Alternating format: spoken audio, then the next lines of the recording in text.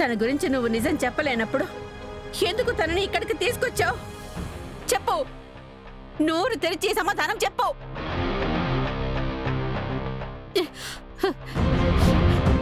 ఏంట్రా, ఏం మాట్లాడవు? చెప్పు.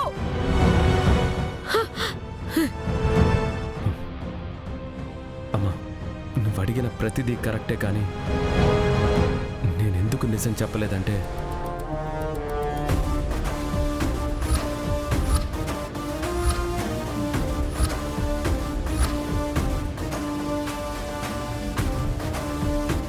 ఏంట్రా, నిజం ఎందుకు చెప్పలేదు అంటే ఎందుకు అంతగా ఆలోచిస్తున్నావు?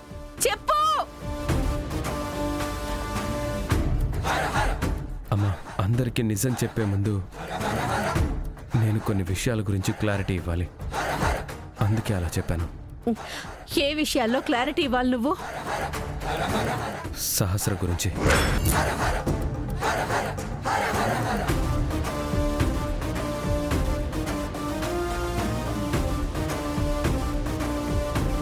తనిప్పుడు ప్రెగ్నెంట్. ఈ సమయంలో లక్ష్మి గురించి చెప్పడం కరెక్ట్ కాదని ఆగాను.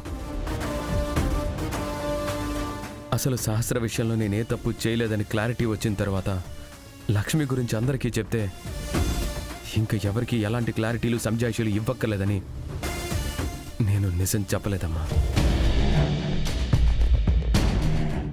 సహస్ర గర్భవతి అనే విషయం నీకు ప్రెస్ మీట్ లోనే గుర్తొచ్చిందా?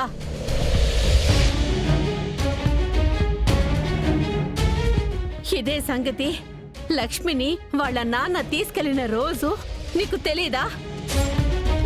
లక్ష్మి కోసం వాళ్ళ ఇంటి బయట కూర్చొని వాళ్ళని ఒప్పించడానికి ప్రయత్నం చేసినప్పుడు నీకు గుర్తు రాలేదా?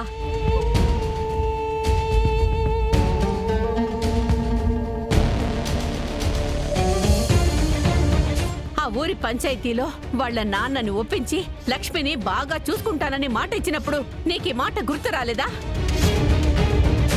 ఇంకోసారి కనకం బాధపడకుండా నేను చూసుకుంటాను.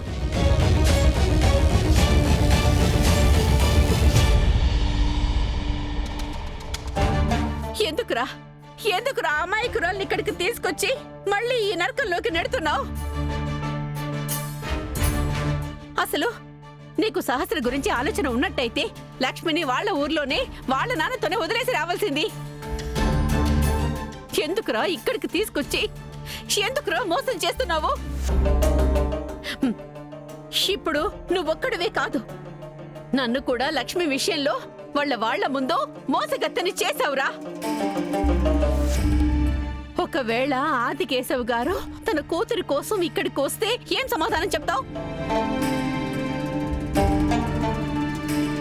ఓ, మళ్ళీ మీ కూతుర్ని కష్టపెడుతున్నాను, పని మనిషిలాగే బాగా చూసుకుంటాను అని చెప్తావా?